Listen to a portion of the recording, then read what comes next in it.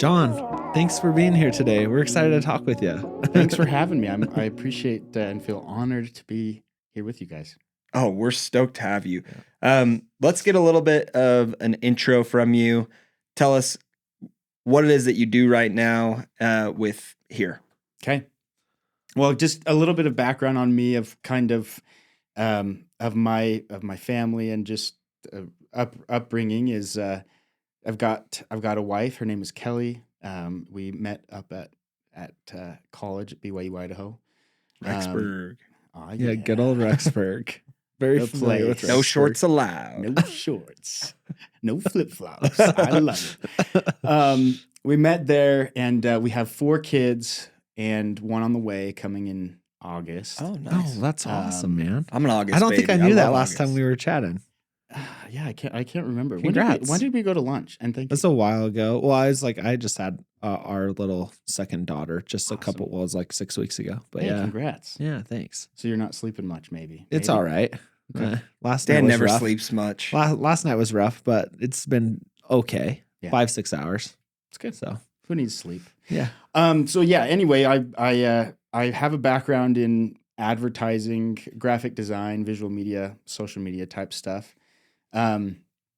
Graduated in 2016 from BYU, Idaho, and have been in either marketing positions or graphic design or creative direction, marketing direction ever since.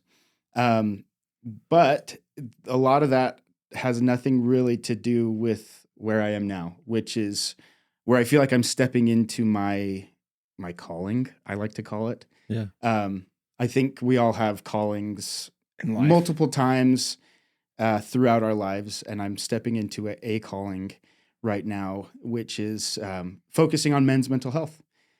Which, if you would have asked me 7 years ago, if you would have told me that 7 years ago, I would have been shocked and surprised, because I was very much somebody that did not open up about my feelings. I was always happy to listen to people, but I try to be vulnerable and authentic and open up, because I know it goes against my nature as a man to do that.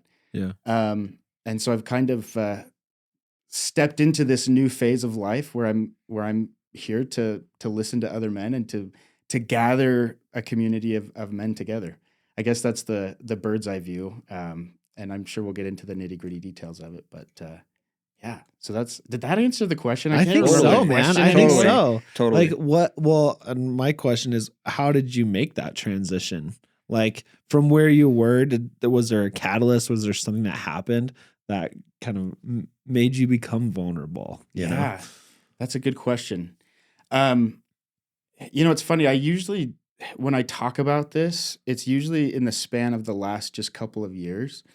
But this morning I was thinking about it, and I realized, going back to right when I got home from my mission in 2013.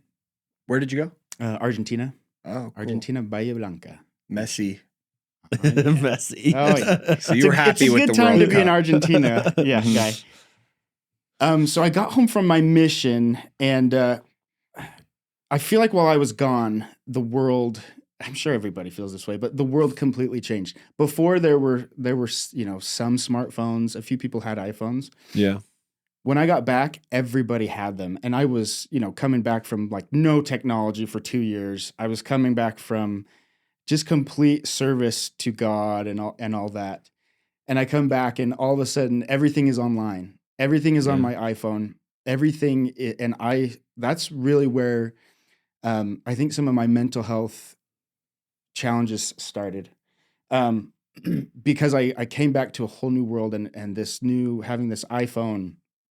And I think that's really what set off for me what later was diagnosed as ADHD. And so that's kind of where it started. That's where I really started to struggle with thoughts of feeling like I don't know if I can do this whole adult thing. I can't focus for 5 seconds on one thing. And that's really where it started. And that's not to say that I have been struggling since then all the time, But that's really where I started to see a little bit of a change in myself. So I started taking medication, which was extremely helpful, and it still is. Um, and my wife jokes that the number one reason is so that I can not think about food all day, because that's literally when I'm not Yeah. on my medicine. I just Want to eat. Don't I eat. just Yeah. I just want to eat. Yeah. Yeah. I just want to because it's easy to do that, or Yeah. I want to nap. Yeah. And anyway, so ever since that diagnosis, it's kind of been a roller coaster up and down.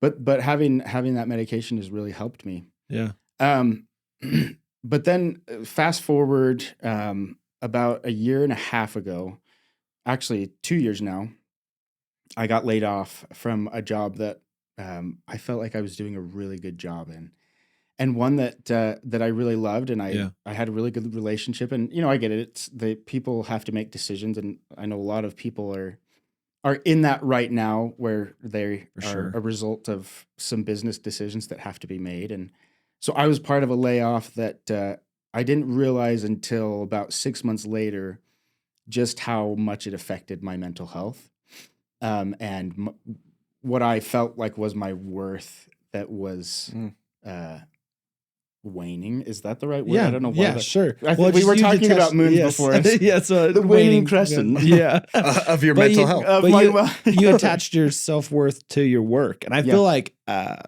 maybe I'm making a big generalization, but I think men in general do that. Oh, yeah. I feel like we tend to attach our self-worth to one, obviously how successful we are or how successful other people are, to our output in life. Oh, yeah. Right. Yeah. And that output could be output at home, output at work, output with our friends, output with our spouse, whatever it may be. Right. Yeah.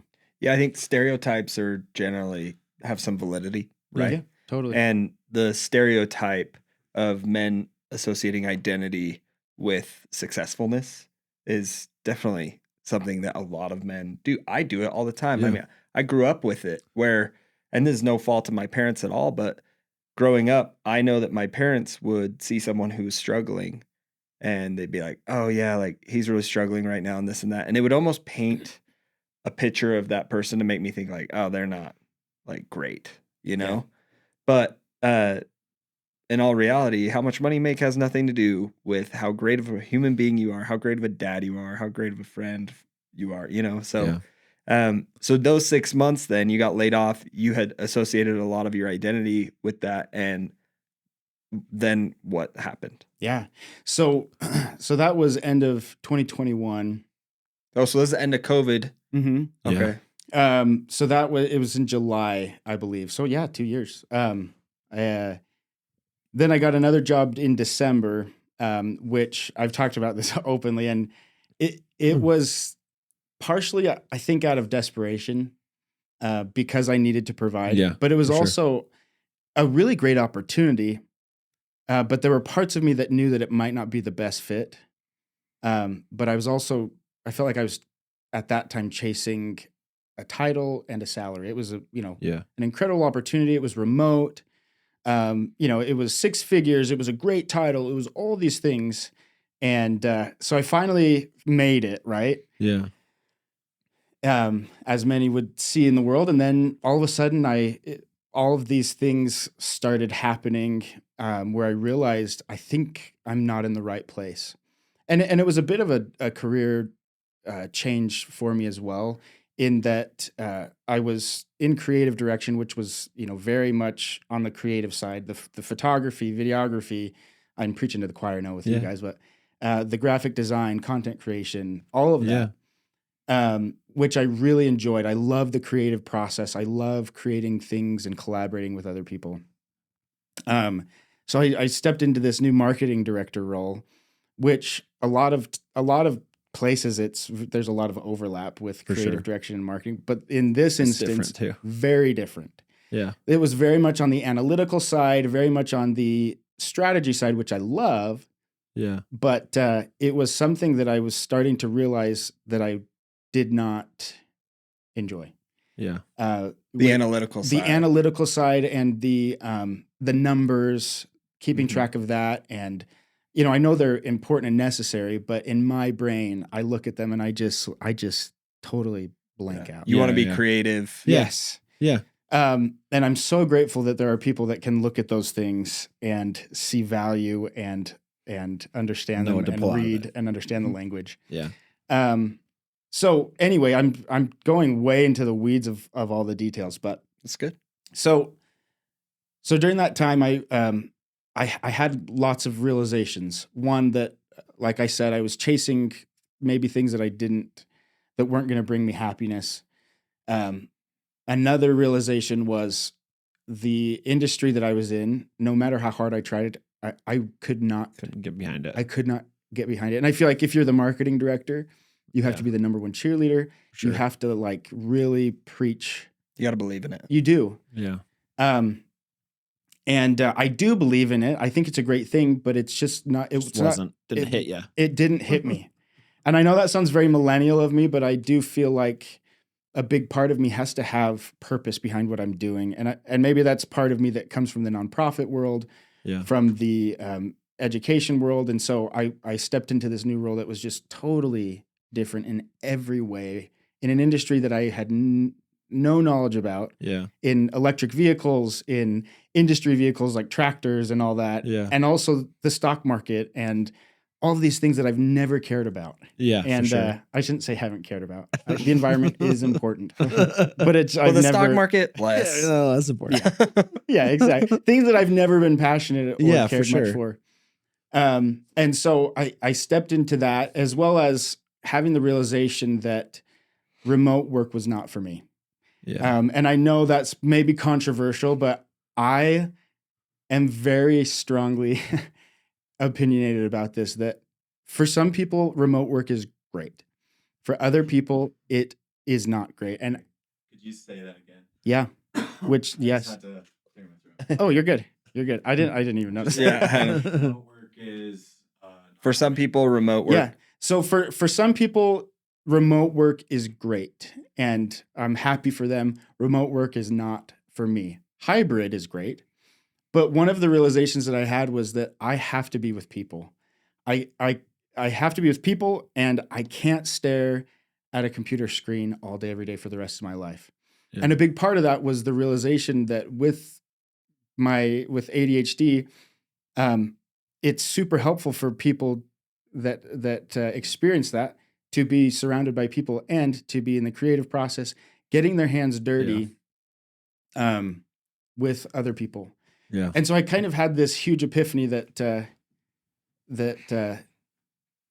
I needed to make a change, and a big part of it was because all of those things were affecting my mental health. And it's not like it was like forcing me to be suicidal or to be all these things, but it was definitely taking a toll, and not having dealt with the layoff as well and processing that. There were some other, personal things that were going on in my life. All of a sudden, all of these things just piled up. Yeah. One day I was trying to be a good boy and was reading my scriptures, was trying to connect with God through prayer, through all these things. And a distinct thought that I had was that if I keep my eye on him, if I trust in him, that he will help me if I want to go out on my own.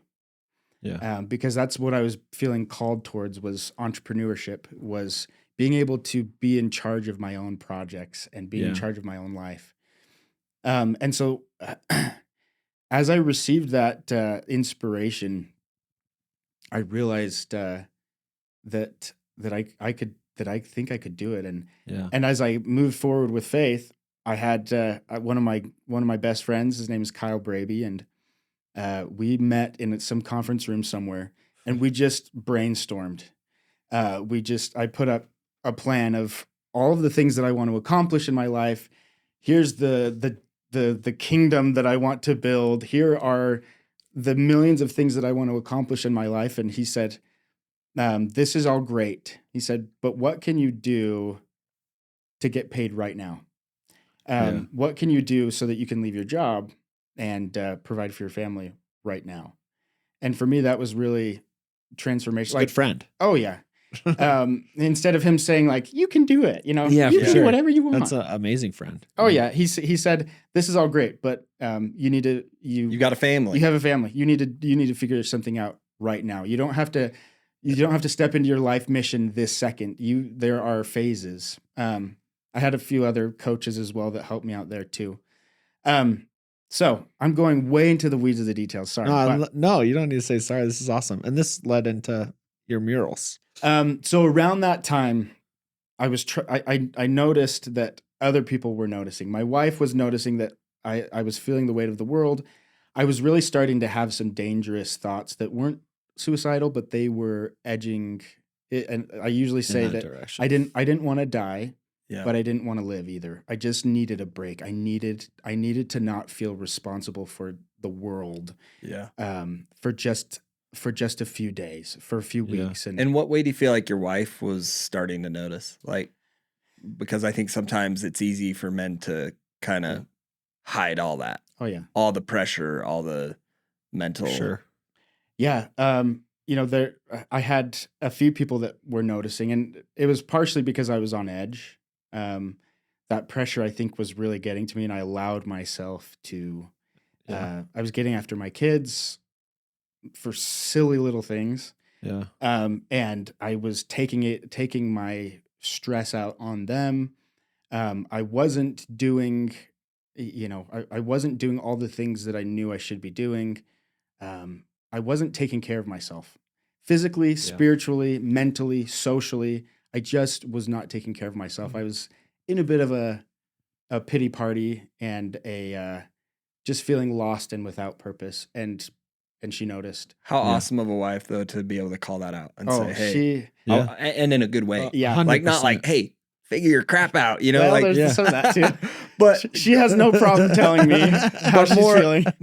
more understanding. I think that's it is rare for men where, we're taught as men to be very nurturing towards our wives when they're struggling mentally. Yeah. Where a lot of times I think everyone, spouses included, are taught to just tell men to like buckle up and get going. So really good of her to notice that. Oh yeah. She they even got to the point where I this sounds way more dramatic than it is, but she intervention. Right. She was conspiring behind my back with one of my friends to get me to go to a CrossFit gym because she knew that whenever I exercise, whenever I lift or work out, that I'm usually feel better and act better. And so she was doing some behind the scenes work there.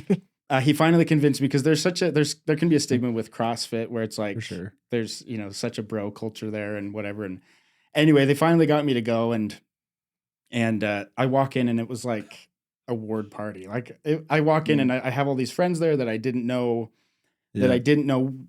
attended that gym, and it was just an amazing experience. And it was that was one of the pivotal moments for me where I truly understood the power of in-person community, and how powerful it is to have people that are working towards something difficult and hard together that are pushing each other. And the culture within this gym was it was so powerful.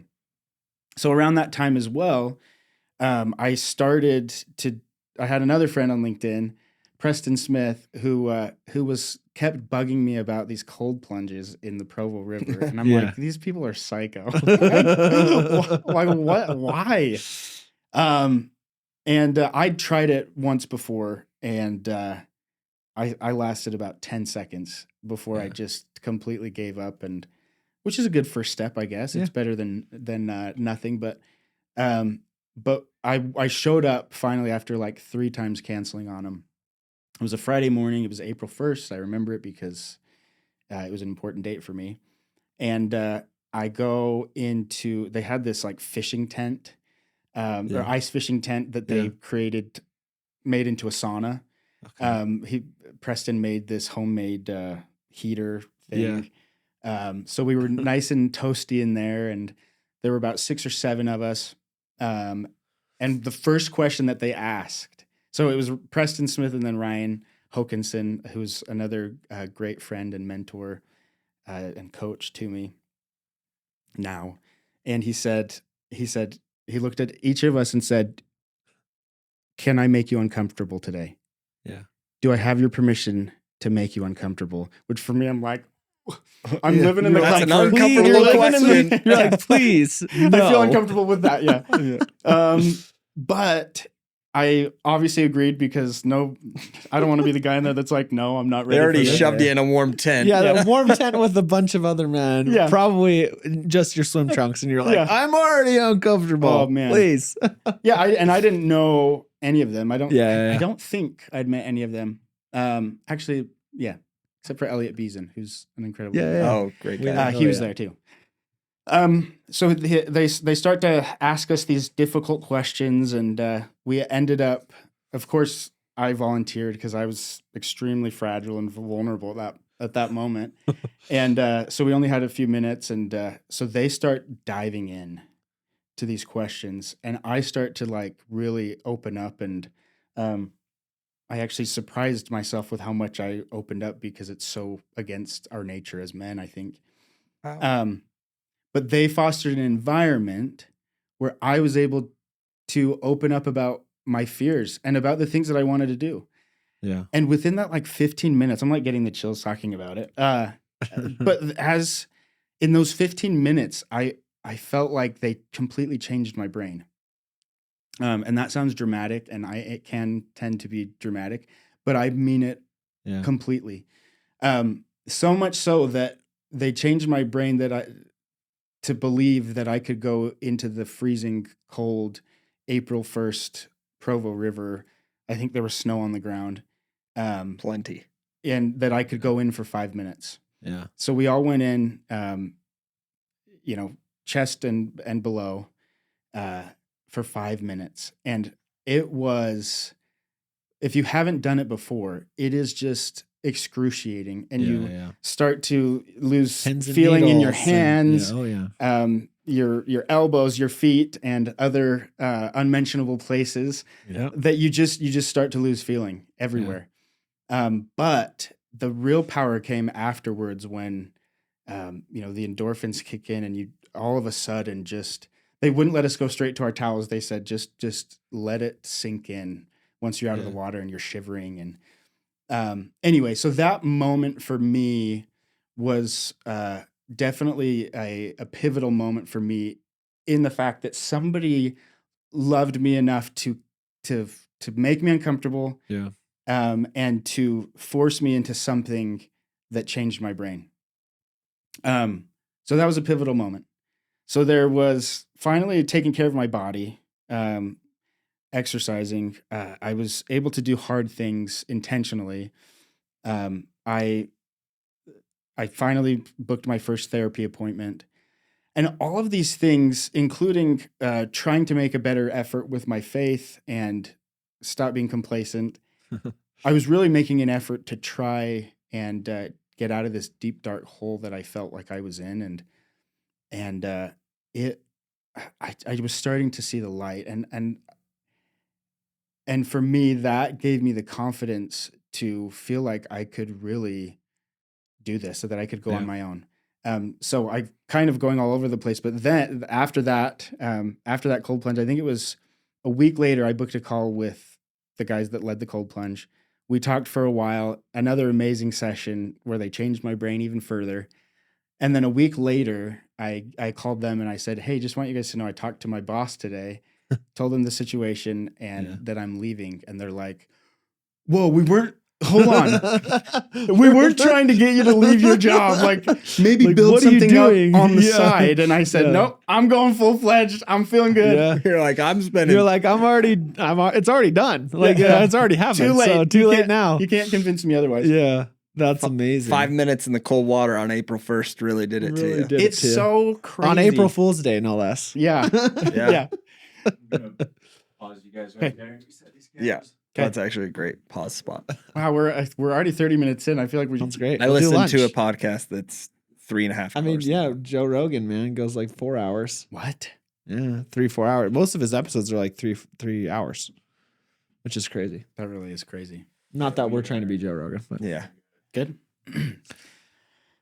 So, from that moment, I had this new resolve. I felt like I was ready to take a plunge, no pun intended, into the cold waters of entrepreneurship. And so then I talked to my boss. A few weeks later, I ended up leaving for good. And that was a Monday when I had the discussion with my boss. I think it was Tuesday when I went to lunch with Kyle Braby, and then we had a whiteboard session. By Thursday, and in that session, by the way, is when he said, "John, why can't you just do the things that you love and are good at and can be paid for now?" And so I decided on brand identities because I can create logos all day. It's so fun for me. I feel like I'm good at it. I have a good eye for it. And the whole brand identity system, the visual as well as core values and mission statement and all that. yeah. And then he said, okay, and then we talked about murals as well. So I thought, okay, how can that feels like two completely separate things. Yeah. And so originally I started with two different things, Number 9 Design Co., which was for brand identities and just, I guess freelance Freelance graphic design design work. stuff. Yeah. And then I had something called Type Murals, which was for my mural business. And for some reason it felt cool to have like two companies when in reality, Yeah. It was just so then after like a month, I just realized I just need to be promoting one thing here. yeah. So I simplified into Number 9 Design, and then, murals are part of the design process. And so it all just fits under that. Can I ask a question about your wife? Ooh, yes. With your wife, with this transition, I mean, I'm married. I remember transitioning into entrepreneurship. Ooh. I didn't have any kids, and my wife had a full-time job, so the risk was really kind of minimal. My rent was really cheap. My wife had a full-time job, and I thought, hey, give me 8 months while you're working. And I kind of had that really like logical, simple process through it, where you took this like massive leap, and you had kids at the time, right? I'm sure you had expenses. So what was that conversation like? Oof. Was that okay? Or Not we can good. skip this. No, it's good. I'm open about this. My wife is fine about me talking about it. It was not good. Yeah. We did not agree. Yeah. Because mine didn't agree with me either, and Yeah. we had a safety net, so I can't imagine. And that was the reason so going back, where we do agree most of the time is that each other is receiving guidance from God. We're trying to lead our family with faith and lead it with God and allow God to lead our family and us personally. So we trust that in each other. Yeah. But this was really hard for her because of her background. She grew up in a home of teachers. She had a stable life, her whole life. Yeah. And her dad was Very never consistent. Yeah, very consistent. Was never out of the job. He started as an NFL kicker, and then What in the world? And then ended up as a seminary and institute teacher, teaching Bible and Book of Mormon classes to students around the country. They ended up in Heber, but anyway, she was used to that stability and to that consistency. He was home by 3:30, 4 o'clock every day. And he's just an incredible man. And I actually posted about this recently, and I expressed that it's difficult to follow that. Yeah. He's one of those men where you just look up to him and feel like $1 million in his presence. And he's just a good dad. He's a good man. Which is really hard to follow that consistency when you're like me, where you want to do 1 million things. Yeah. The complete polar opposites. Yeah. And so it's taken her a while, but the one thing that I believe that she has trusted is that I'm doing this because I felt like God gave me permission to, and that he would lead me along. And that has been so true. In the last year and a half of this entrepreneurial full-time journey, it's been very up and down. But the whole time he's been there. And I've seen miracles happen where, and this is kind of hard for me to talk about and a little bit embarrassing, but there have been moments where we haven't been able to make payments. Yeah. We'll have 3 months where we have more than enough and everything's going great. And then all of a sudden, because that's how it is, It's like like 12 clients at a entrepreneurship. time That's and how it then no goes. clients for 3 months. Yep. And so after a while, it starts to get tough. And that's one of the biggest issues with most marriages is the financial situation. And anyways, there was a moment where I wasn't able to make payments and we had to have some really hard discussions between my wife and I of like, What are we gonna like do? we What do have we do? expenses. We live in Heber City. Yeah. We have cars and children and lots of difficult discussions. But this has happened twice.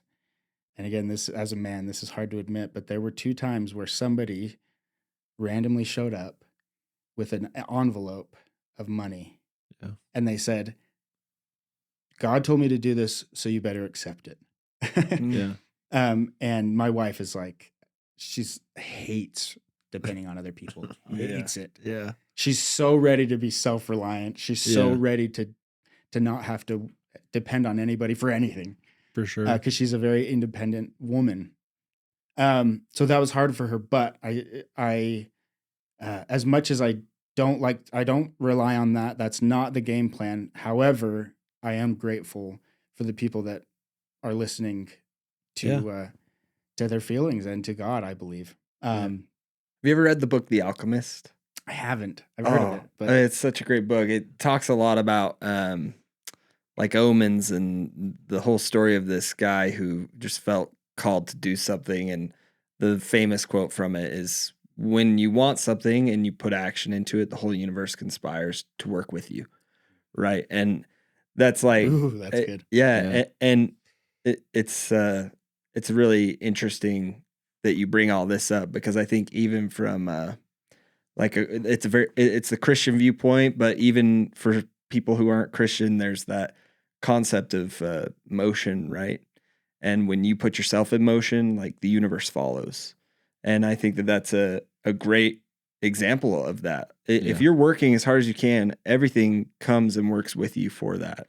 So And what's crazy is I feel like once the universe, God, whoever chooses to call it, once you make a decision, if you're kind of floating, those things don't show up. right. Yeah. But when you make a decision, even if it's, you're trying your best to do what's best for you and for your family, that's when I think the stars align, when things start to happen. And there's actually some research, and I can't like link it right now. Somebody, a loved one was, I won't throw them under the bus, but they were telling me some recent research that came out where they can actually tie it to our brains, that somehow they were able to track that when somebody was throwing something out into the universe and manifesting it, that and actually that there were actually molecules, there were things that were magnetized towards them that they, anyway, I'm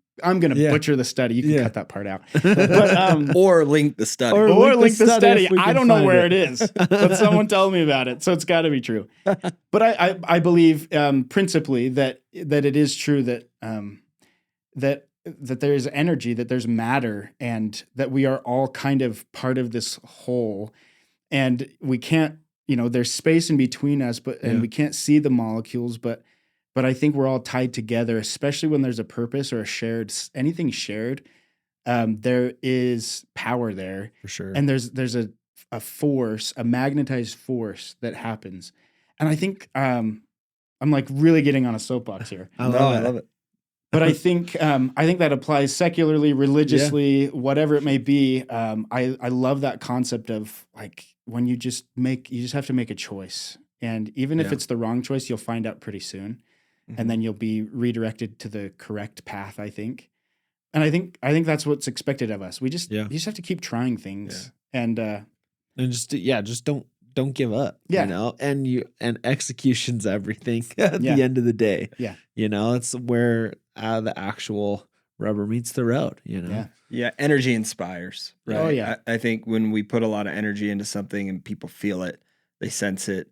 Yeah. That's when things might not go right every day, but when you look at it from a bird's eye perspective, things are going in the direction they need to go. Yeah. I mean, I grew up Totally. with a dad who was an entrepreneur, and he went about it a much different way than I did, where it was he took a lot of risk, but he kind of had to.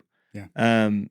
But he was so passionate about being an entrepreneur that I got to see him take risks.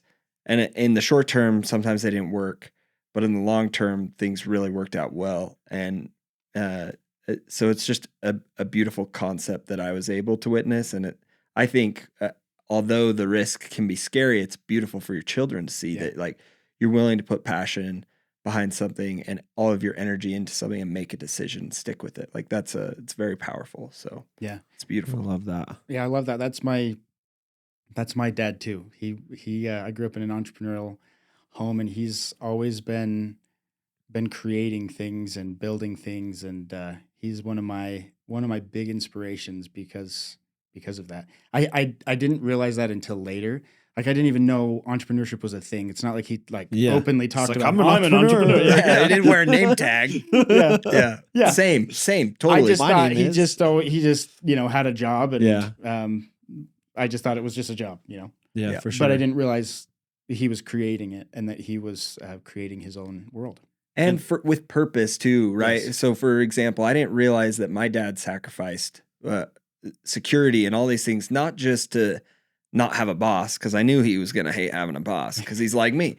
But I feel that. Yeah. But what he really wanted was to be at my soccer games and my Yeah. brother's soccer games, Yeah. right? Like, he sacrificed so much, even money and stability, so that he could show up and be with his kids. And you don't realize that till you get older. And now that you have kids and you see that too, right? Yep. It's so much more than just, I want to be an entrepreneur, I want to be super cool and this and that. It's, I want to be there. I want to be Yeah. present. Yeah. So really awesome. And that's a 100%. huge part of my draw towards entrepreneurship.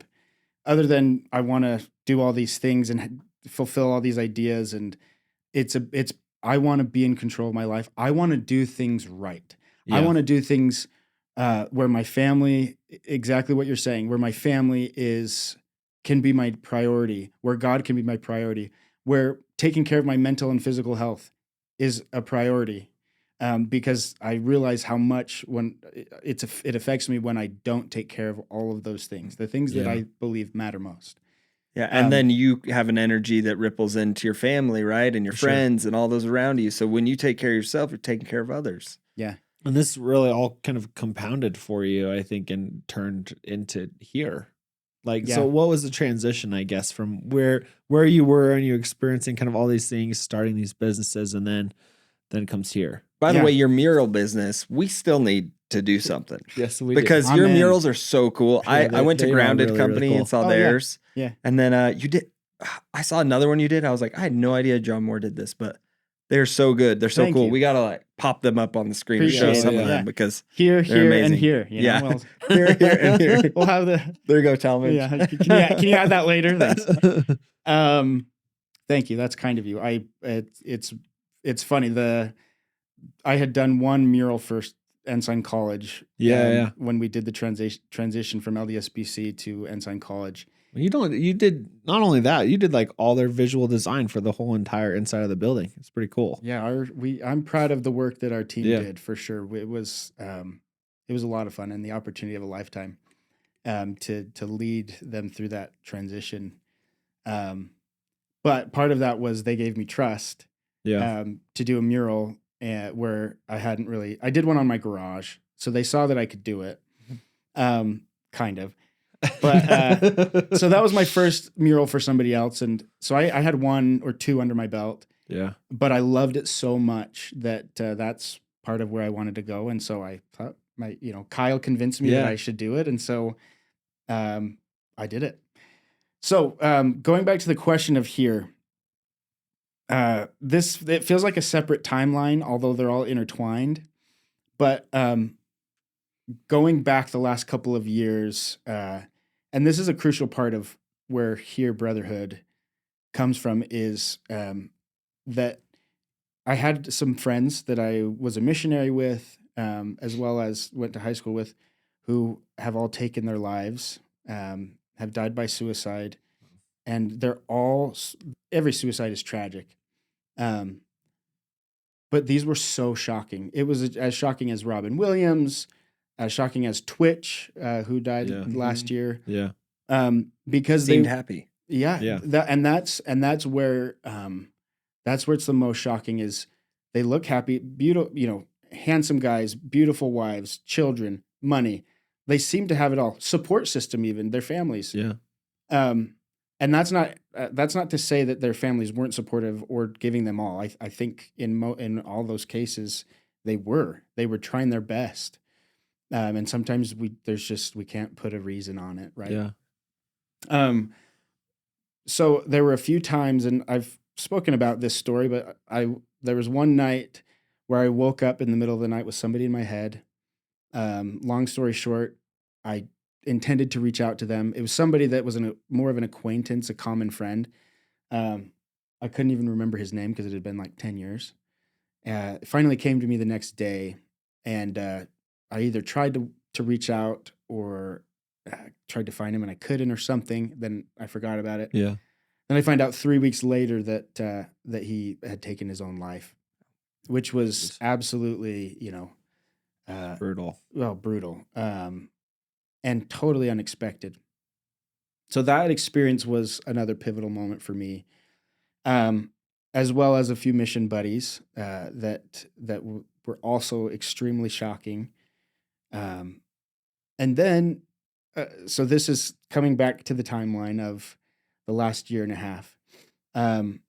After finding these resources, after finding a lot of these things that were working for me, and not saying that I was cured by any means, but I was in a much Put you on a better path. Yes, my mental fitness was much better. My mental health was much stronger than the year started out as, and this is just last year. So, so then all of a sudden, in the fall of last year, I had a good friend who was really struggling, and then I had a loved one who was also struggling, and I found out about them having suicidal thoughts at the same time.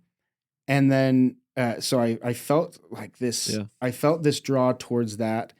And then all of a sudden Twitch, who's, the super famous dancer, he took his own life. So these three things at once just knocked me to the ground. Yeah. In the realization that there are so many guys who are struggling. There's so many people. It's a problem universally. For sure. But in my life, in my experiences, it was men. It was men that were struggling. And I started to realize I need to reach out to my friends.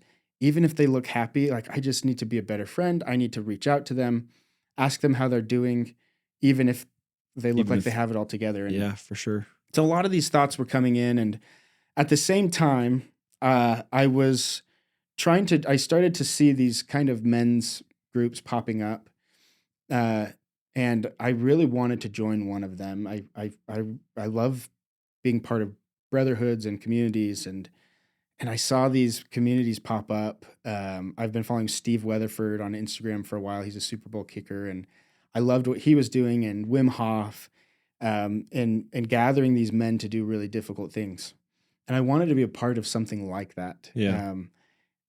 So I started like trying to find these different groups and all these things, and these retreats and that promised to be life-changing. And they all tended to be $5,000 a month or for a retreat, which, for guys like me, I'm like, how does anybody afford this unless you're like a trillionaire? It's a little out of reach for Yeah, sure. it's not for the necessarily- average person. And not to dog on those at all, because I think they do great, but I do it's think amazing work that they do. Yeah, I do think that there is a stigma of like men's mental health is a luxury. It is. right? Yeah. And that luxury is expensive. For sure. So if you want to have good mental health and can be be. fit, yeah, right. So that's always frustrated me, that it's like, okay, I want to go bond with men, and it's going to cost me $5,000 to do it. Like that, then I still feel stuck. Yeah. Right. Yeah. So and you're I out $5,000. right. Yeah. Right. Which I think is a great, again, I'm not, it's a great investment. If you have that, I go for it. It's amazing the work that they do, and it's very worth that. However, what about the peasants like me who can't afford things like that? And so I started to see this need of this gap of accessibility that men have to these types of brotherhoods, to these elite groups, to these, to this community. And so that's really where these thoughts started to happen. So a few months later, well, so when the moment happened where I had those friends and loved ones and Twitch, I remember having a discussion with my wife saying, because I'd talked to her about this stuff before, and I said, Kelly, I am feeling called, and I'm feeling like it's like urgent. very pulled Like towards there this. are people out there that are struggling, and I can't stand to hear for one more friend or acquaintance or whatever just dying by suicide because they, for whatever reason. For me, it is never an option. It shouldn't be an option. I wish it wasn't an option. So ended up that was a pivotal discussion and moment where I finally said, okay, I need to act on this. So December, so I'm trying to be active on LinkedIn and post, and every once in a while I'll throw some statistics out about men and suicide within men. And like, did anybody know that men are almost 4 times more likely to die by suicide, or that 80% of suicides are men? And I started seeing these statistics, and they were just like staggering. Yeah. So then in about November, December, I see a post by a guy named Justin Bray, who wrote about brotherhood. How he grew up with a bunch of sisters like me. I have 6 sisters and 3 brothers. Oh my gosh. But my brothers are all like 10 plus years older than me. And so by the time I was like 6 or 7, they were out of the house, and they were busy. They're teenagers. So it was, I have an amazing relationship with all of my brothers now as adults. And we've always had a good relationship, but we're close, really close as brothers, as adults. But I saw this post from Justin and ended up reaching out, had a few interactions, and one of my goals at the beginning of the year was to do LinkedIn lunches. I wanted to take somebody to lunch every week, start to get to know people, and just, I don't know why, but I felt like that was supposed to be really important. Yeah. So Justin was at the top of my list, and we went to lunch, and I told him about this idea of creating an apparel brand that was centered on men's mental health, where you can go somewhere, and if you wear a shirt, that person knows that you're a safe place to talk to. Yeah. If you're at a networking event and somebody's struggling and feeling like they're anxious, they can come to you and they can vent, or they can talk to you, or they can share their struggles, that you're a safe place. And so that's really where this started. And I'd been wanting to dive into apparel for a long time. Yeah. Coming from the world of graphic. Yeah. Like I kept seeing all these designers building these brands, and I'm like,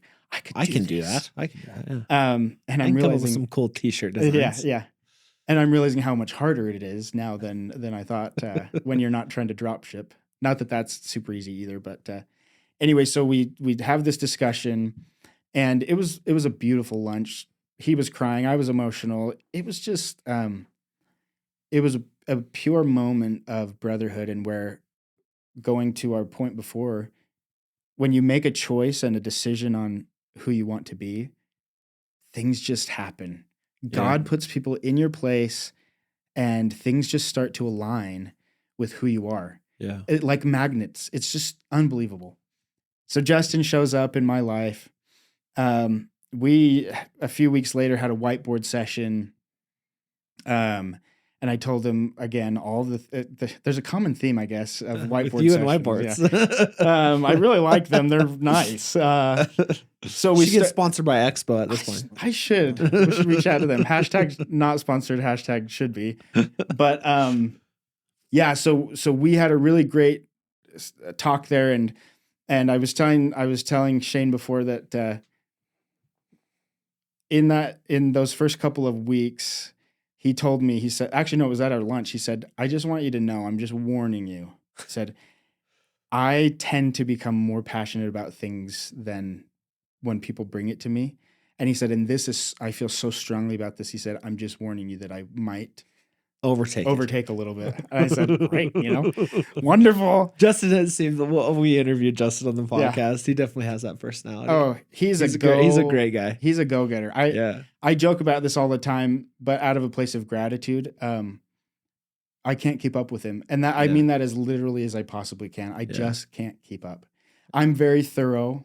Yeah. We come from two separate backgrounds. His is agency. Yeah. And mine is, we both are in the marketing world in different parts. His is digital marketing and paid ads, all that stuff. And mine is very much creative and the advertising. And, so we've historically worked with similar people, but my background has been very in-house teams, thorough, very in-depth stuff. And his is very like 100 brands at a time, which stresses me out. Yeah. But that's our world. That's agency which life. Is yes. It's very agency life. And so for him, stresses us out too. It stresses me out for you. Thank you. Yeah.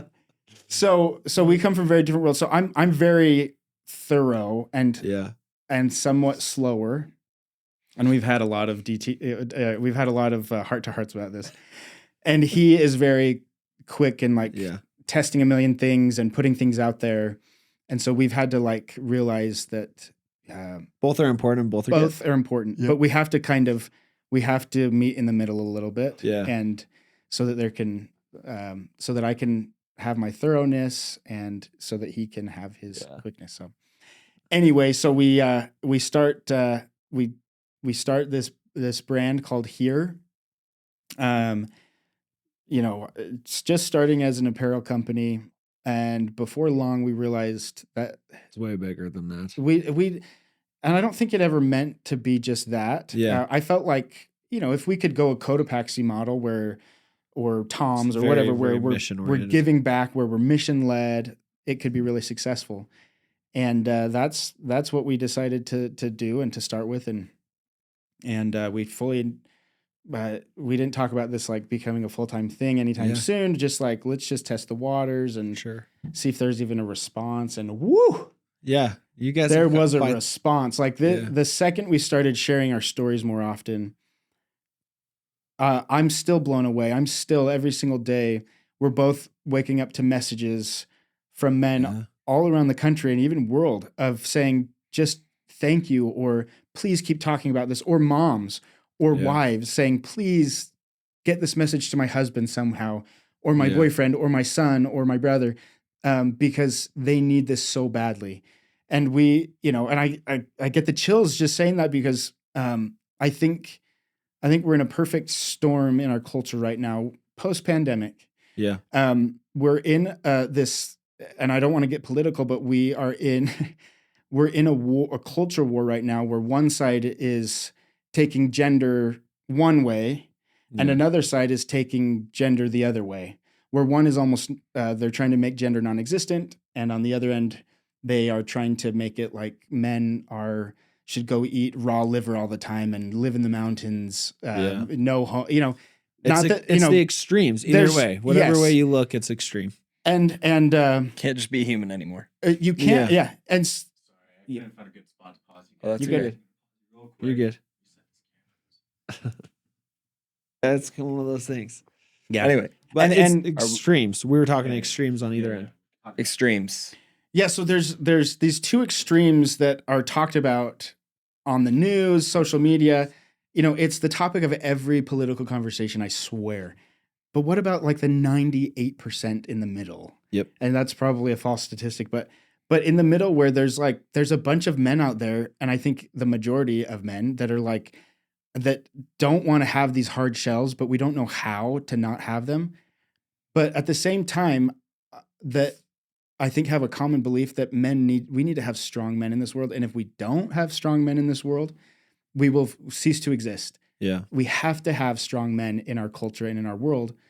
But what that means and what that looks like is not what we think of historically. Yes, we should be physically strong, but it needs to be more well-rounded. And that's where you see the fringes of, For sure. where it's like there's a bunch of bodybuilders and they're talking about masculinity and men, and then there's spiritual leaders who focus on that, which is, all those things are needed. But I didn't see in the world a holistic approach, a whole approach to the majority masculinity and what a well-rounded health would look like, which is spiritual aspects, physical aspects, social aspects, and emotional. Did I say that? Emotional, mental? Yeah. And so that's where I feel like most men are. Yeah. But we just need permission to be able to get there. To do it. And we need permission from other men. That's how masculinity is needing permission from either a father figure, a brother figure, to be able to do that, because you see another man who you see as masculine, who's opening up, and you're like, oh, that means I can. Yeah. For some reason, that's how we treat masculinity. Yeah. Is we look at our Like father or gate our kept for some reason. For sure. I don't know where I was going with all this. Keep me on track. But no, I think it's awesome. Well, and it's reminding me, my own father's heavily involved in a lot of this stuff and has been for many years, and led men in various different callings within our church, also outside of the church, and with community-led organizations. But yeah, like a couple of years ago, my dad started what's become a very, very large Facebook group. In his church calling that he was in, noticed that a lot of men were lonely, is his term, experienced like significant amount of loneliness from the outside.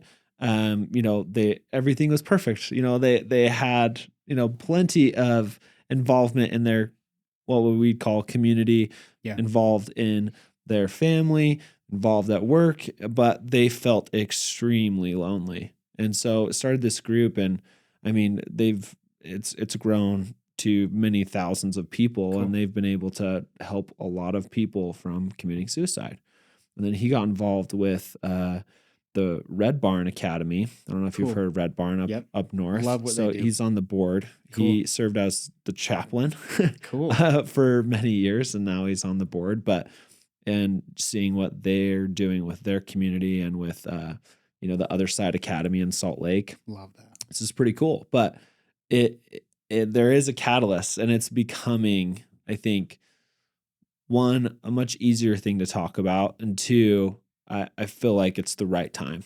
I feel like it's always the right time, but I feel like the last couple of years, it's kind of come to a fruition. I feel like this year, and hopefully will be a lot more talked about. Well, and the younger generation, I don't know if you're on TikTok, but sometimes I am on TikTok big time. I am also way too much.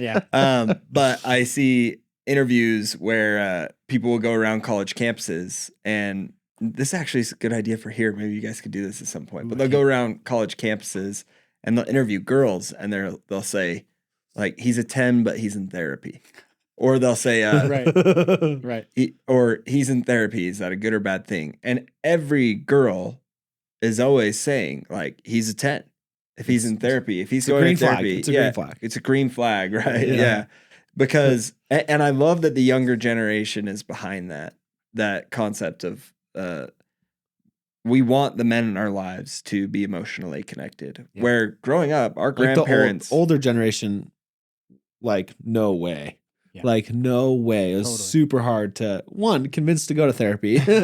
Two, ask your grandpa to go to therapy, see what happens. No, it's not gonna. Yeah, you're gonna get smacked, probably. It's like, that's witch fuel. I don't know what you're talking about. Well, and I think of, like, what's really interesting, I think about my own grandparents. Most of them have passed away, but my grandpa served in World War II, was 18 and drove an ambulance in the front lines in Normandy and in France and in Germany, liberated several concentration camps. And I'm like, at Good on him. Wow. Well, I know, amazing, right? But also the absolute trauma Oh man. and everything that they would have witnessed, and most, if not all of them, coming home with major PTSD. Oh yeah. Never getting like treated for it. Never, first of all, not really knowing what it was, because back then they didn't really. I don't even think PTSD was a thing. But it definitely was a thing. I think every single didn't one have of a them name. didn't have a title. name. Yeah, that's more of a better. Instead, it was better term callous for of it. mind, come home, get your family going, go back to work. And that's exactly what he did, you know. And I'm sure his life maybe would have been better had he. And it was great. Granted, my grandpa had a fantastic life, but you know, maybe things would have been a little different. I don't know. Yeah. So with Heare, you've got obviously apparel, but now you say you're mission led. How are you mission led, and are you donating a piece, or are you coming up with programs? Like, what's the concept behind that? Yeah. So I like to think that we've been mission led from the very beginning, right? Where it's it's interesting. We had a conversation. We had a conversation, I think, 2 months ago. We launched officially May 1st. So we're about 2 months officially into it. We've been building it since January, but Yeah. At one point, I think in May, Justin and I had this realization, like, we should probably look at some numbers. You know, we'd done a few here and there, but we felt so called to it that that we didn't even consider thinking about if it would even make sense financially.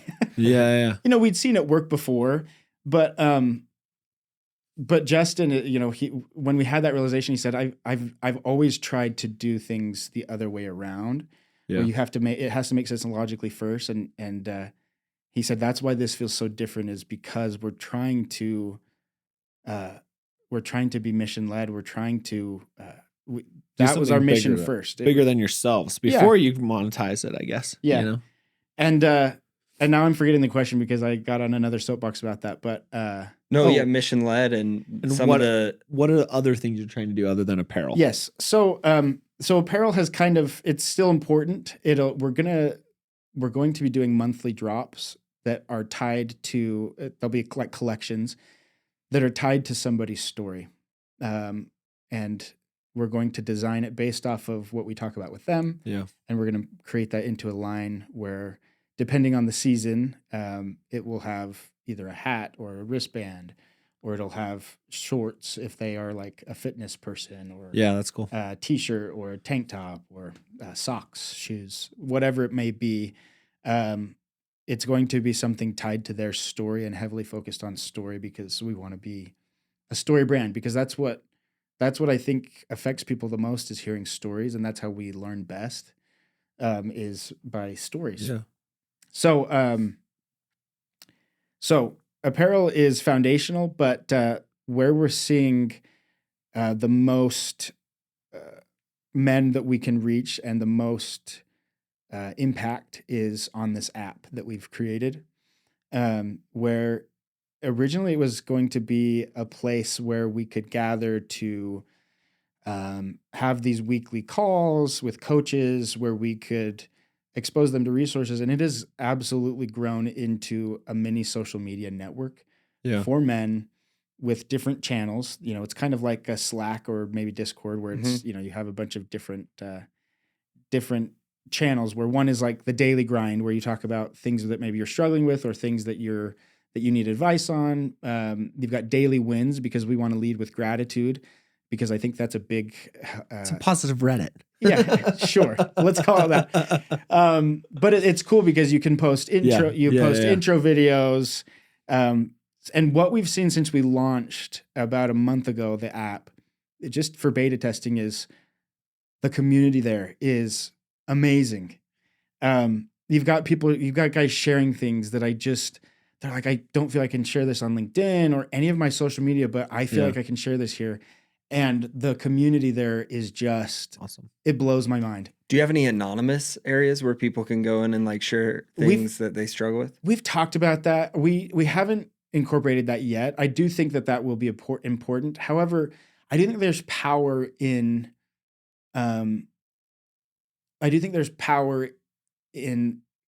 putting a face behind those struggles, Getting uncomfortable. yes, and that's where I think we want to lead with accountability too. Is there's no way we can help you if you do it anonymously, and I'm not saying that we're poo-pooing on that idea. I think there's value there, and there could be moments where it might be necessary. But that's kind of where it stands right now. But yeah, no, that makes sense. I mean, we go back and forth. I go back and forth, but even addicts that go through like addiction recovery, for example, they're taught to like identify themselves their whole life as an addict. Yeah. Right. Yeah. Publicly. So if you go to work, you say, I'm an addict, so I don't drink. Even though you haven't had a drink in 20 years, you might still say that. So I think that accountability of like, this is who I am. Do I have permission to make you uncomfortable? Right. That'd actually be cool. You go to log into the app for the first time and you say, do we have permission to make you uncomfortable? Ooh, I kind of like that. Yeah. That's your new sign in now. Just put Pie Scroll. No. It's all yours. Sponsored Pie Scroll. I like that.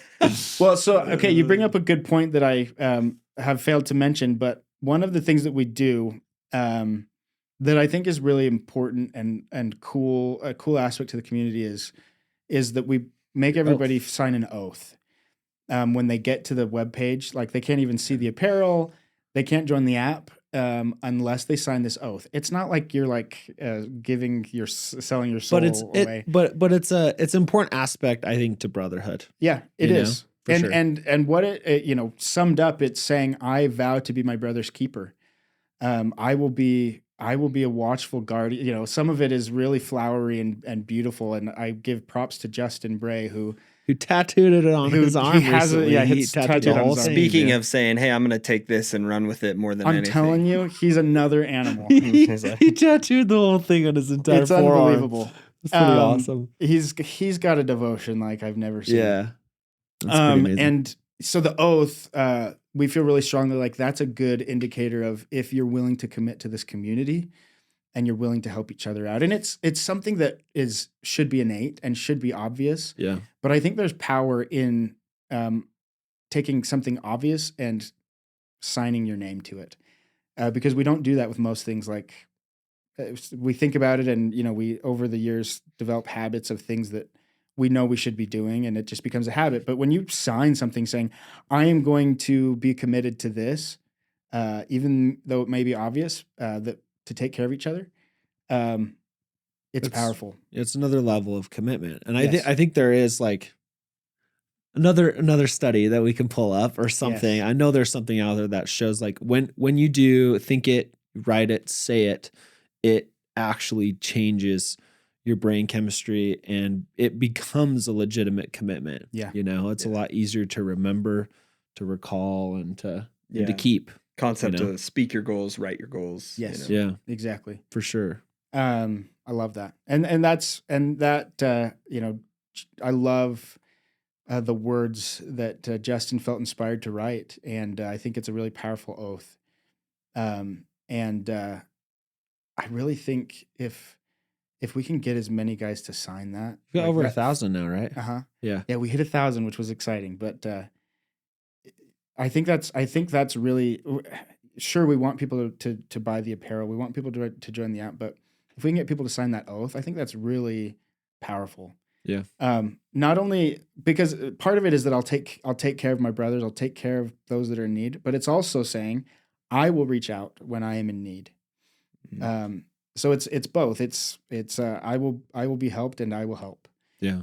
And I think that's a powerful commitment that you're making to the community and to each other. So anyway, that's an exciting part of what we're doing. But the app is growing really quickly, and we're still in beta testing. We're testing a few things out, but we recently started doing something called Heare Talks, where we've had some coaches come on and they give a 30-40 minute basically TED Talk, but we call them Heare Talks to our community on the app. Cool. And that's been amazing to see that interaction. And because what we want our community to be is a place where you can come as you are and know that you're loved, but also with an understanding that you can't stay the way that you are. if you stay the way that you are, you're going to continue in the struggles that you're having. So you have to change something. And what we want to do is provide the resources for people so that something can resonate with them so that they can take care of their mental health. For some people, it's a cold plunge. For others, it's therapy. For other people, it's nutrition. And they need a dietitian. They need horseback riding. There's nature therapy. Yeah. There's so many resources, and not everything is going to work for everybody. Mm-hmm. And so I think exposure to those resources and to those different coaches and to those different things is where we want to play a big role in helping men to overcome and helping men to step into who they want to become and overcoming those challenges. And that's where I feel like so strongly, where I feel so passionately is helping men to overcome that, because I've been helped by other men, and I've been given permission by other people who share online, who share their soul, who share their struggles, and I'm forever in their debt for giving me permission to do that. And so I want to repay that and help other people to do that while I figure my own stuff out. Yeah, for sure. Yeah, it's always a journey. It's never, I think the thing to realize, it's never going to be perfect. It's physically impossible to give 100% to everything all the time. Right. Like eventually you will burn out, or you will have, you will come to a realization that I can't do everything 100% of the time. But it's a journey to balance. It's a journey to better mental health. And it's something that is a lifetime goal. It's something that you've got to do every single day, and you need to make that commitment in order to, be better. Yeah. We actually had a conversation with one of our employees yesterday in a one-on-one. We call them one-on-ones, although Dan and I both go 2-on-1s. They get the point. They get the point. But she was saying, she's had a lot of things going on in life right now. Good things, really good things. And she said, I just feel like work's kind of been on the back burner. And I'm like, she's man, really nice and how crazy is that? First of all, props to us. No offense. That we can have employees trust us enough to come to us and to say that work's been a little bit on the back burner. But then that's powerful. It really is. Our response was kind of like, you know what? June, summer hits. I love the outdoors. I love being outside. Yeah. Like, work's been a little bit on the back burner for me too. Like, not fulfilling for our current customers, but more our growth strategy. It's like we've been maybe all slacking off a little bit in the growth category, because you do need those breaks. We were going really hard. So to take a little bit of a step back and say, we're going to move a little slower and recover a little bit so that we can go really hard again. Like, I don't know why we can't wrap our heads around the fact that our brain is part of our body, and so I always say, like, mental health and physical health are the same thing, because your brain's part of your body. It's physical health.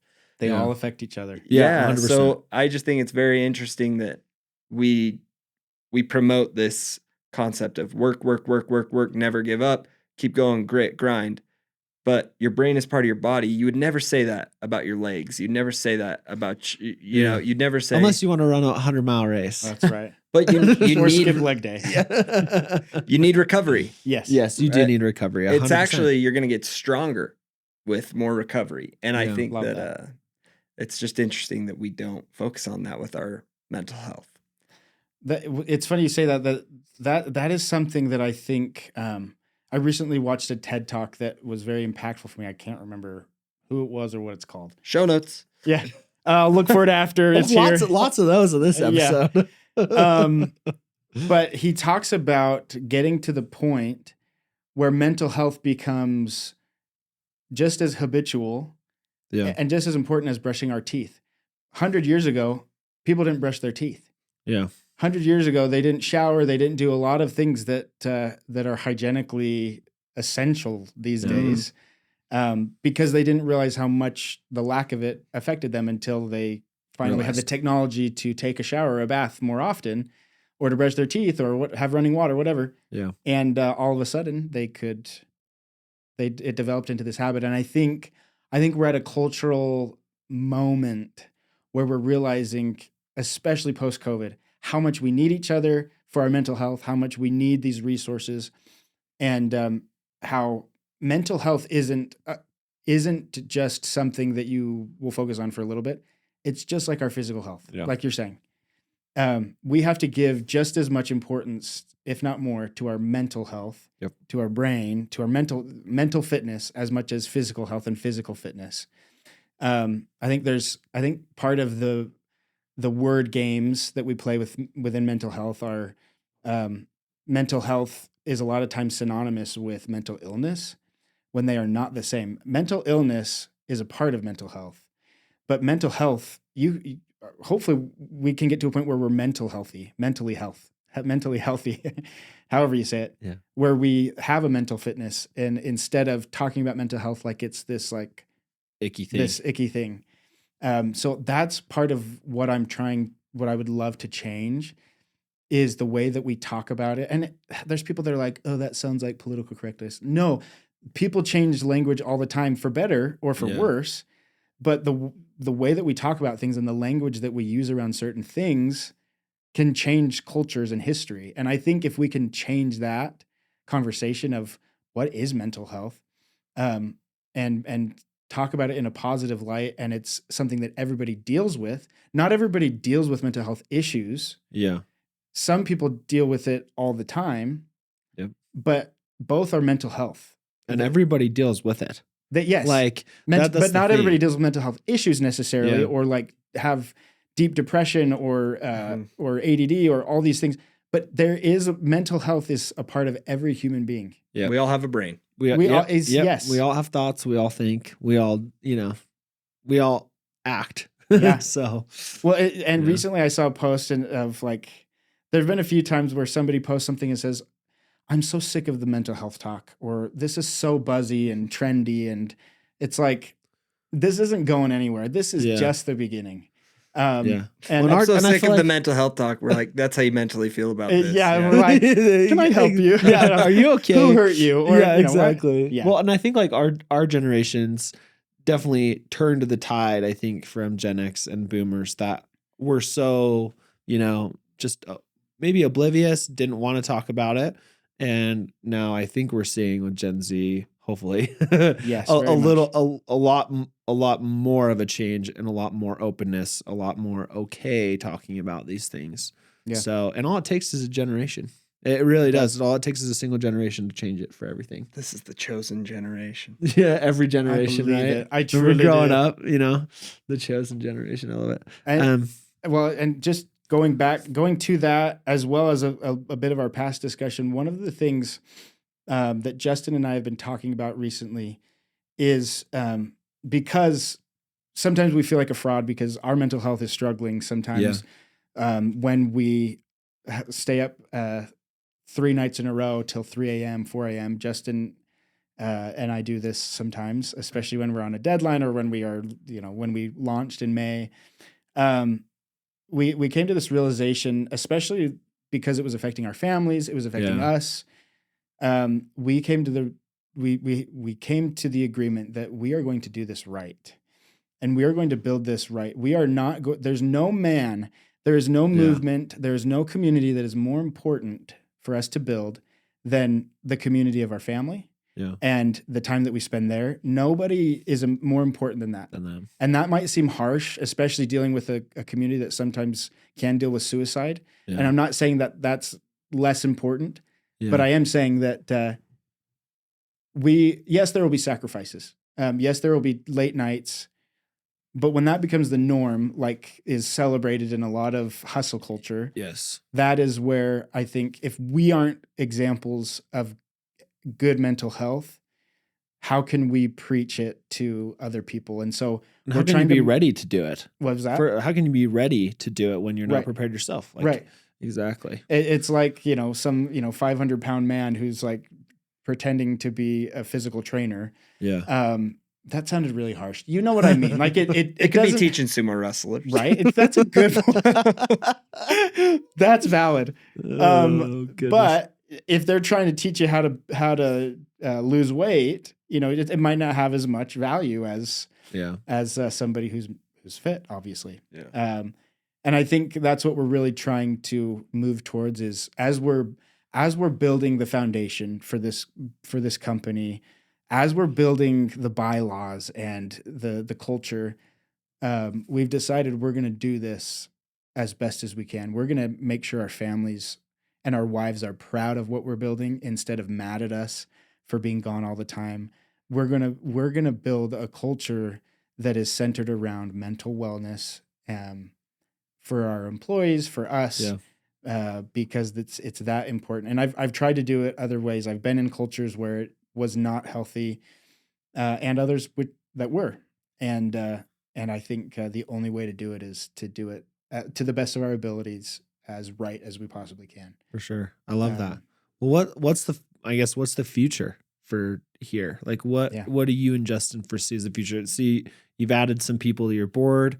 You've got this app you're coming out with. Yeah. You've got apparel. Like what does the future look like for you guys? How many oaths in the next year? Oh boy. Right. I don't know. I could see this has all been organic so far. We haven't put any ads into it, which goes against Justin's nature. I was going to say, I know some people who can help, but Justin is incredible. Justin's crazy. He's really good at that. He's so good. You got a secret weapon. We really do. We've brought on a few other people. We have Mike Allen, who is a retreat. He's been doing men's retreats for a while, and he's been in this work for a while. We brought him on as a founder. He was there from the beginning. It just took him a while to, as he should have. It's a big commitment to come on, and so he's a founder. And then we have a few others that are probably going to be founders as well soon. Can't wait. I'm really honored and excited. You're welcome. I was waiting to tell you till now. Surprise. But we're building a team that I don't want to be one of those people that's like looks at it and is like, we're gonna do amazing things. But I have seen a vision. What are the dreams? What's the vision? I've seen a vision of it. Justin's seen a vision. And a big part of it is the community and the movement that we've seen of just the incredible amount of men. We get hundreds of messages from guys. People are hungry. Men are hungry for this. Spouses of men and family members of men are starving for this type of a community where their men can learn how to be strong men and capable and accountable, but also share their struggles. And where it's welcomed and celebrated. And I think I really see this going global. I checked yesterday our analytics and our demographics so far on the app, and there were like 15 countries outside of the US that we weren't even aware that they were there because not everybody publicly puts their location, but we can see it on the back end. You can see on the IP, that was for me. I see that as a start to a global brotherhood, and even this social media app growing in a huge way. Where we actually call it we call it support media, and that's by one of our partners, Jeff Reagan. He coined it for us of support media because social media has a stigma of like it's very against mental health, and so if we're trying to do this right. In fact, you can see that correlates literally with the rise of social media, the rise of mental illness, the rise of 2008. Oh, totally. It's very correlated on the chart, on the graph. Social contagions, you name it. Yeah. So that's what that. Sorry. I'm going to pause you guys real quick. Wow. Sorry. No, dude, this is awesome. We love it. No, it's all right. That way they can really understand what it's all about, like in a very concise, powerful way, as well as it would make a really good social. Yeah, we can do that. For sure. We'll do that at the end. Sweet. Yeah. Love that. Where were we? You're just talking about the visions for the future of Heare. And we were just talking about all the different men in different countries. Oh, yes. So I really see this going global. It already is. But I see it growing really fast. Once we use Justin's expertise and get this targeted to the right man, to the right people all around the world, I see it really, really blowing up. And just because of the organic interactions that we've had so far. And I think it'll be different putting ads out there because there's not that personal touch of where they're reading Justin's story or my story or somebody else's story. But I think it will have a powerful impact because because men are hungry for it. There's no reason why you can't do the stories unpaid too. Yeah, it's true. That's a good point. Yeah. Maybe we need some advisors here. That's probably what would work the best for you guys. Yeah, I think so too. I think that usually is what resonates with people, right?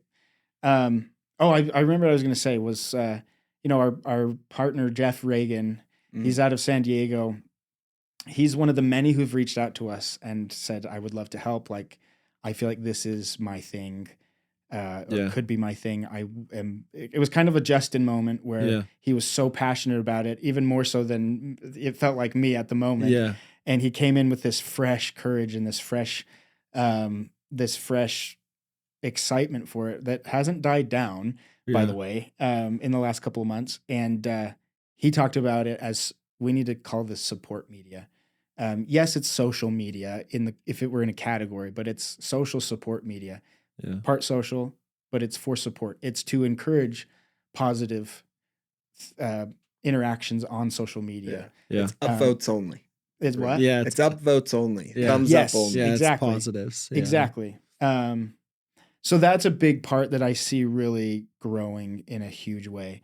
We also do events. We do retreats. We've done breath work and cold plunges, lunches. We're going to do hikes. We're going to do retreats. We're going to do, I've already said retreats, but we're going to do a lot of different things with events where we just gather. That's where the power, I think, is for sure in-person gatherings. We had our first thing in San Diego last month. We have guys in Texas and in California, Arizona, some on the East Coast and in the South who want to organize events. We're looking at that because we see this being like having chapters throughout the country and hopefully the world. I don't know how much to share, but I see almost a franchise model of men's wellness centers that it's a place where you have a bunch of different resources, including like there's a fitness aspect, there's a mental fitness aspect, there's cold therapy, there's a cold plunge, there's a sauna, a steam room, there's a salt cave, there's a flex space for breath work and yoga and exercise. And so a very whole approach to what we're trying to do, but also resources to therapists. And so I see that in the future, and being able to franchise that out. I see a big conference, and I shouldn't say this because then somebody's going to steal it, but I haven't seen a conference. There's lots of like churches that put on conferences like supporting men and all that, but there's not like a main conference. And I can see people like, I want to bring all different, a diversity of thought to Salt Lake City. Yeah. Almost like this Congress of Man, like where all these different perspectives come and talk about masculinity. They talk about men's mental health. They talk about brotherhood, all these things. And the people can come and take what they want from it because there's no definition really. Yeah. Especially culturally.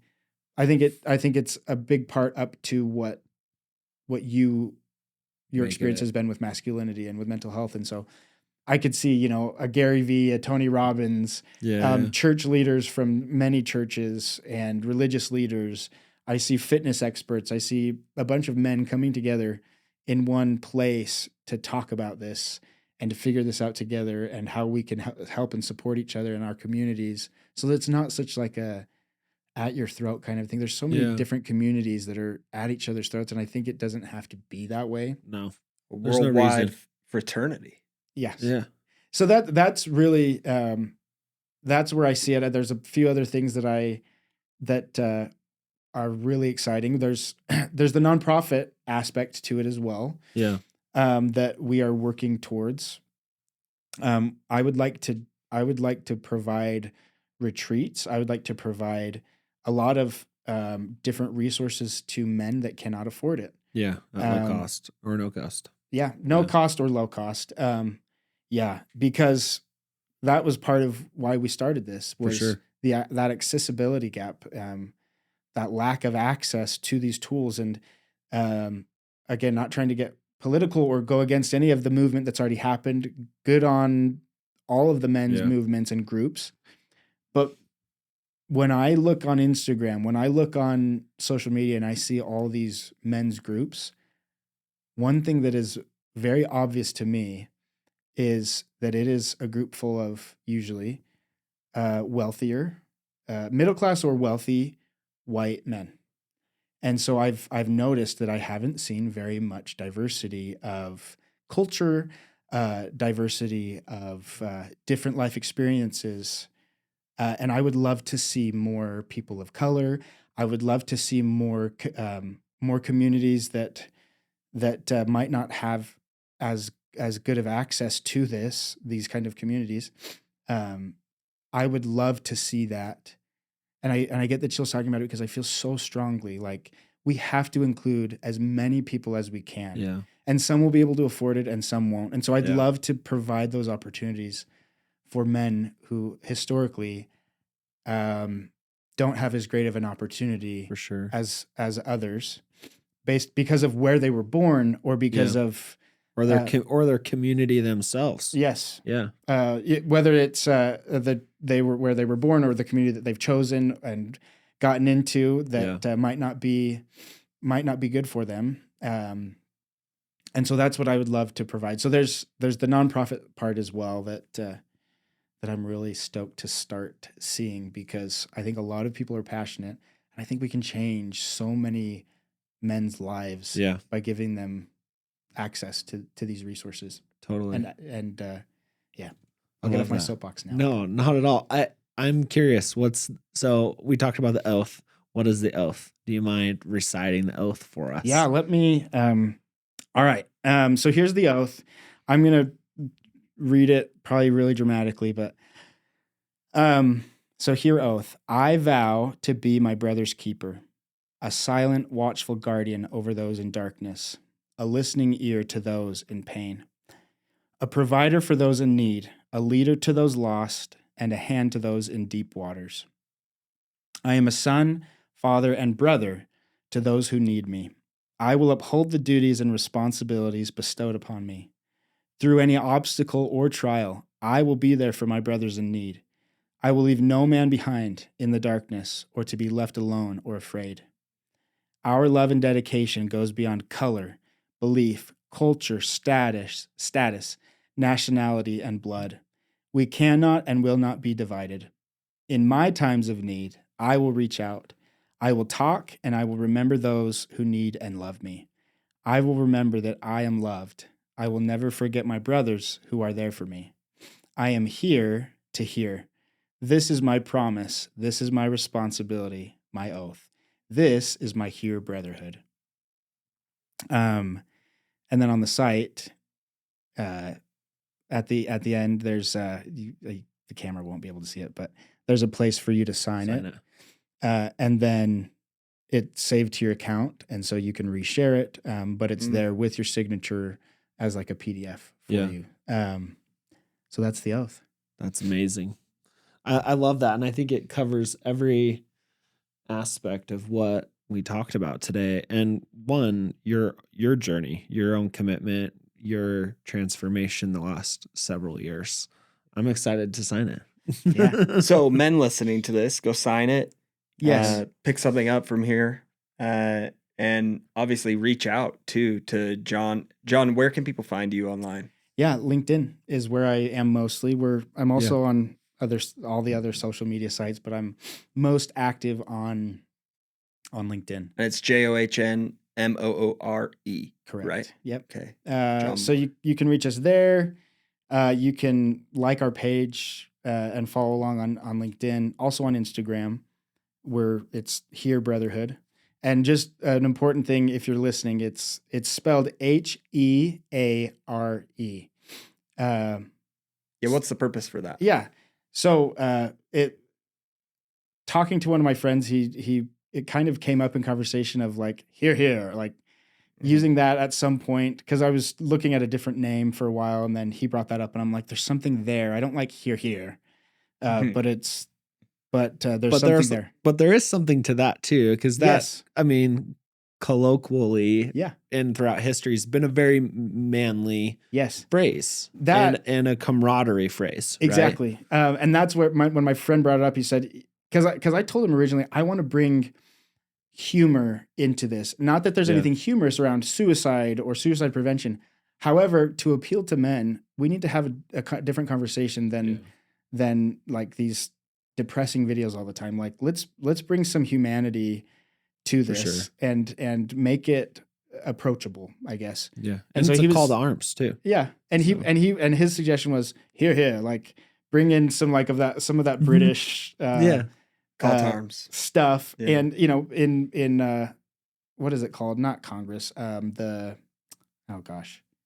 House of Representatives. No, What are you in talking- Britain. the Parliament. Parliament. Thank Oh, you. Okay. In Parliament, that's what they used Yeah. to do in their white wigs. Yes. That was their sign of how support they for agree. each other. It was Yeah. here. Like I Yeah. agree with you. I'm here with you.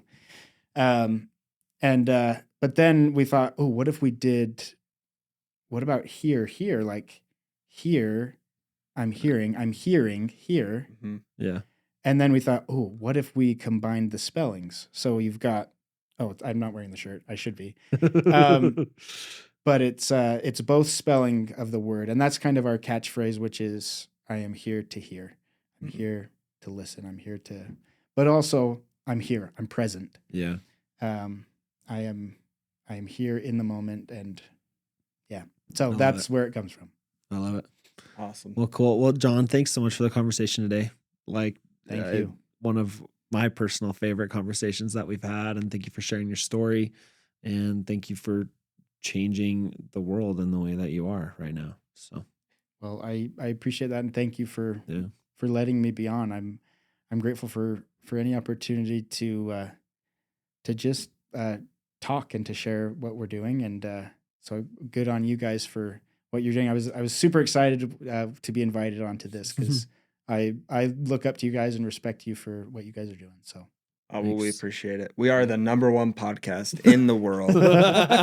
No, thanks for being here. someday, Someday. Why not? Someday. Right. Why not? forget Joe Rogan. Seriously. That's right. Anyway, thanks for being here, John. Really appreciate it. That's Scroll Sessions for today. Hey-o. It's a fair